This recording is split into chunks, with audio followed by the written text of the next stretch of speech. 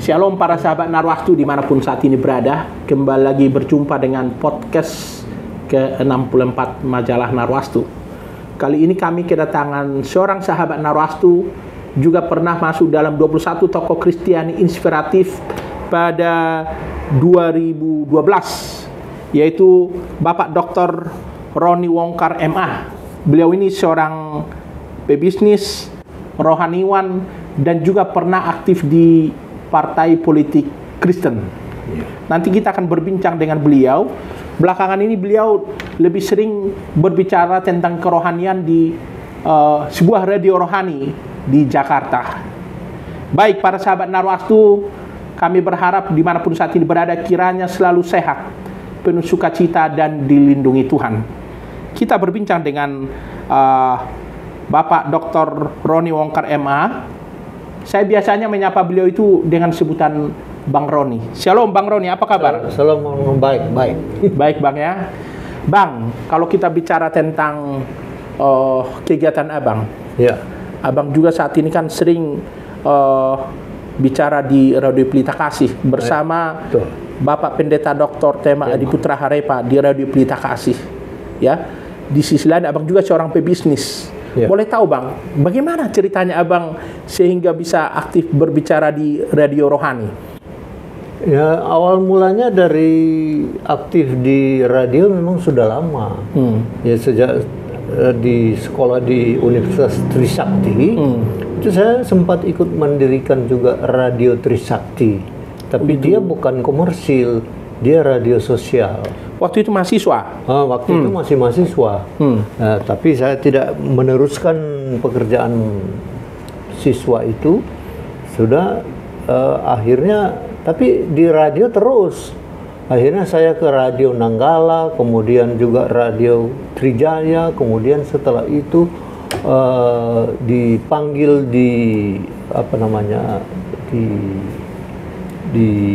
oleh Pak Ali Murtopo waktu itu. Oh gitu.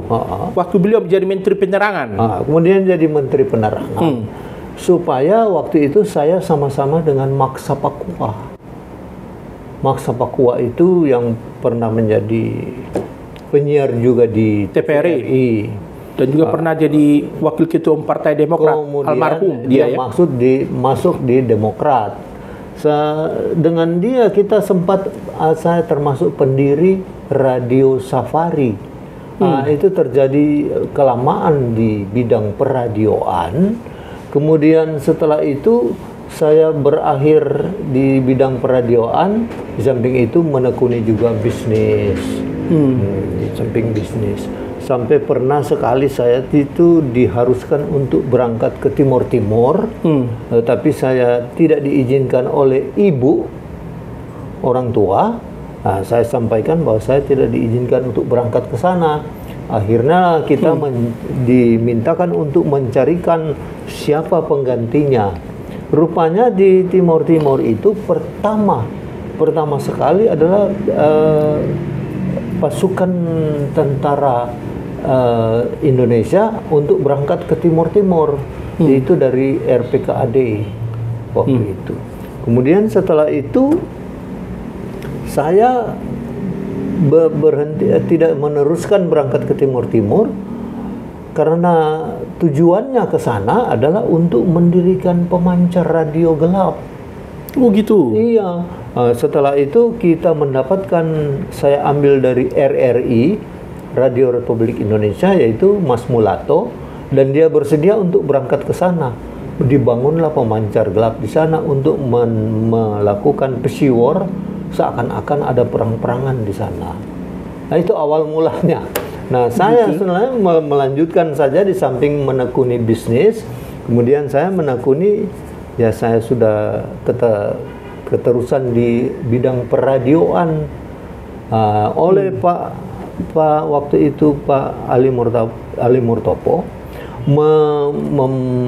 membuat satu pemancar stasiun radio yang pada akhirnya saya ketahui bahwa radio itu adalah membawa mission. Rupanya akhirnya mission Golkar. Itu namanya Radio Safari. Gitu ya. Nah, saya di Safari itu sudah cukup lama, sehingga saya hampir 10 tahun berkantor di gedung AK Building di Kebayoran. Gitu ya. Itu. Nah, di situ ada Radio Safari di situ. Oke. Setelah dari situ, sekian lama kemudian saya berkenalan. Setelah itu saya berkenalan dengan sekolah teologia itu waktu itu dipimpin oleh Pak Jimmy Polii. Selanjutnya STT, namanya STT IKAT. STT IKAT itu di situ saya mengambil bidang kerohanian.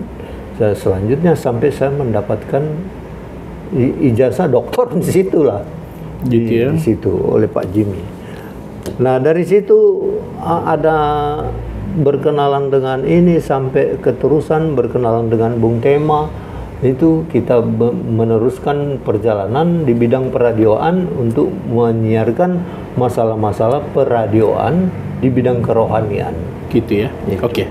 Kalau bicara soal media radio, Bang, bagaimana menurut Abang dampak dari media radio itu untuk mendukung pelayanan, termasuk pelayanan rohani atau gereja?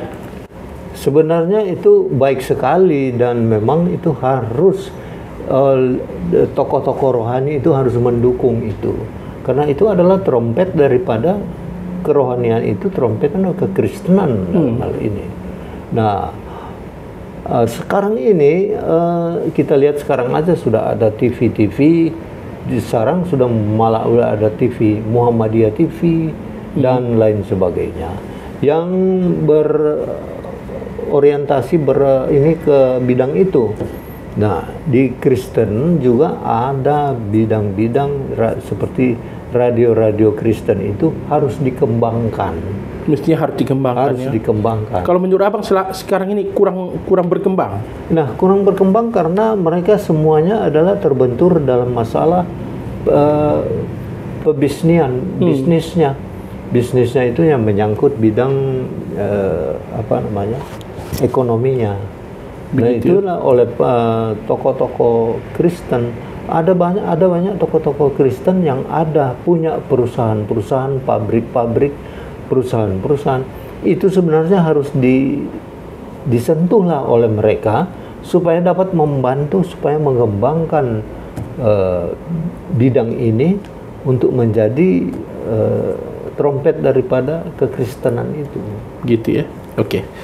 Kemudian kalau kita lihat jejak rekam Abang juga pernah aktif di Partai Golkar dulu ya. Oh iya. Kemudian di Parkindo, Partai Kristen Indonesia, dan terakhir di PDS. Boleh tahu Bang, bagaimana ceritanya Abang aktif di partai politik dulu? Di partai politik, saya karena dari awal itu termasuk berpartai itu dari awal itu pertama partai Golkar. Golkar itu saya mulai dari kelurahannya. Nah, dari kelurahannya sampai kecamatan, kemudian sampai pada akhirnya di Golkar tingkat 2, saya sudah masuk di situ. Pada akhirnya kita dapat ditarik ke Golkar di tingkat 2. Golkar di tingkat 2.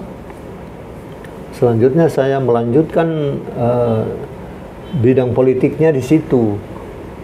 Nah, di bidang politik saya di Golkar itu sampai di tingkat 2. Kemudian di tingkat 2 itu sampai saya menuju ke tingkat 2 di Golkar tingkat 1. Golkar tingkat 1 berkantor di Pegangsaan itu. Itu setingkat provinsi Bang ya? Ya. Tingkat 1 DPD Golkar tingkat 1. Berarti DKI Jakarta ya? DKI Jakarta. Kemudian di situ mulai saya dihubungi oleh tokoh-tokoh Kristen untuk bagaimana mengembangkan partai politik Kristen. Iya. Nah, kemudian saya mulai beralih di situ. Pertama-tama adalah di Parkindo. Ya. Di Parkindo akhirnya setelah sudah mau menuju kepada kelanjutan daripada Parkindo, ada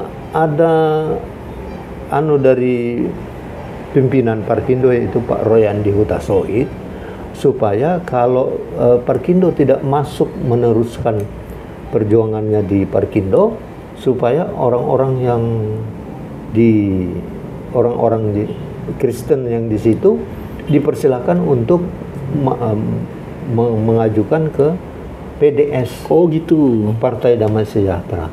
Maka kita beralih setelah Parkindo tidak terus, maka kita beralih ke PDS. Di PDS lah itu saya diawali dengan sampai menjadi sekretarisnya ketua PDS DKI Jakarta, yaitu pada waktu itu Bapak Sarianta Tarigan. Gitu ya. Ya, Dr. Andes Sarianta Tarigan itu. Jadi bagi abang sendiri aktif di partai hanya sebagai pelayanan ya? Karena abang juga kan sambil aktif berbisnis begitu. Ya, di partai juga ikut karena saya berbisnis itu, jadi tidak selalu terfokus kepada di politik saja, tetapi ikut berbisnis. Karena berbisnis juga itu untuk mencari kehidupan juga kan kita, mendukung ekonomi kita. Nah, di situ saya terus di Partai Damai Sejahtera. Partai Damai Sejahtera sampai kita dapat, waktu itu saya dapat jadi sekretaris, dan kita dapat memasukkan 5 anggota di PDS. 5 kursi ya di DPRD DKI Jakarta. DKI Jakarta. Itu waktu itu ada Ibu Listriani Simangunsong, ada si putranya dari pemilik bus Lorena, ada semua di situ, dengan Sarianta Tarigan dan saya. Gitu ya. Itu. Ya. Itu perkembangannya. Ya. Kalau kita bicara tentang pelayanan abang, ya, di politik pernah, kemudian sekarang di Radio Rohani. Lalu bagaimana abang, katakanlah dalam pelayanan di keluarga? Karena saya tahu juga istri abang, Ibu Yoke juga aktif di pelayanan bang ya? Aktif. Aktif dia. Malah sering ke Medan juga. Karena rupanya pimpinannya, ketuanya itu ketuanya itu ada di Medan. Gitu ya. Itu Pak Pendeta Asaf. Gitu ya. Pak Asaf. Iya. Jadi bagaimana rasanya bang, sebagai sebuah keluarga, abang aktif di pelayanan, Ibu Yoke juga aktif di pelayanan, bagaimana rasanya bang? Ya, akhirnya kita tidak meninggalkan kegiatan-kegiatan rumah tangga, kegiatan-kegiatan ekonomi juga, keperluan rumah tangga itu juga harus dipersiapkan. Begitu ya. Sehingga keterusanlah di situ. Abang merasa damai sejahtera, penuh sukacita dengan pelayanan seperti ini bang? Ya, karena sudah terbiasa dan memang dari dulu sudah begitu. Ya kita sukacita ya, sukacita. Ada damai sejahtera. Begitu ya. Iya. Abang sekarang umur 75 tahun ya. Ya. Sebenarnya apa obsesi abang dalam kehidupan ini? Ya. Pertama, bagaimana menjaga kesehatan. Gitu ya. Supaya kita tetap sehat. Kemudian kedua, ya kita takut akan Tuhan. Gitu ya. Bagaimana kita memelihara rohani kita supaya makin lama makin kuat di bidang kerohanian juga. Gitu ya. Oke. Satu lagi Bang Roni. Ini kan kita tahu tahun politik 2023 dan 2024. Apa harapan abang kepada umat Kristen dalam menyikapi perpolitikan Indonesia saat ini? Harapan saya itu ya dalam perpolitikan itu supaya kita jangan melupakan kegiatan untuk perkembangan kegiatan membuat kegiatan atau memilih di dalam perpolitikan kita, sehingga pada akhirnya mengurangi kegiatan kekristenan kita. Yaitu misalnya, jangan salah pilihlah tokoh-tokoh yang pada akhirnya itu dapatlah pemimpin-pemimpin yang takut akan Tuhan. Gitu ya. Gitu. Jadi kegiatan-kegiatan yang seperti itu. Gitu ya. Yang terakhir ada satu lagi Bang Roni ya. Pada 8 September 2023 ini kan akan ada acara ibadah dan reuni tokoh-tokoh Kristiani inspiratif pilihan Narwastu. Apa harapan Abang kepada tokoh-tokoh Kristiani inspiratif pilihan Narwastu? Karena Abang juga kan pernah terpilih masuk sebagai tokoh Kristen inspiratif. Harapannya jangan sampai melupakan apa yang mereka melupakan kegiatan-kegiatan Kristiani, dan supaya pemuda-pemuda yang akan maju itu supaya dibantu pengembangannya. Gitu ya. Jadi intinya supaya mereka juga memperhatikan kaum muda di tengah bangsa ini ya. Iya. Ya. Oke. Ada yang Abang mau sampaikan kepada para sahabat Narwastu yang menonton podcast kita ini? Oh iya. Ya, supaya semoga Narwastu lebih ditingkatkan, dan juga kita supaya banyak memperhatikan, dan jangan lupa tetap membaca gitu ya, Narwastu. Terima kasih Bang Roni atas perbincangan kita dalam podcast kali ini. Para sahabat Narwastu, itulah perbincangan yang cukup menarik dengan seorang sahabat Narwastu, Bapak Dr. Roni Wongkar MA. Beliau ini adalah sahabat Narwastu yang cukup lama. Terima kasih untuk para sahabat Narwastu yang sudah mengikuti podcast kami ini.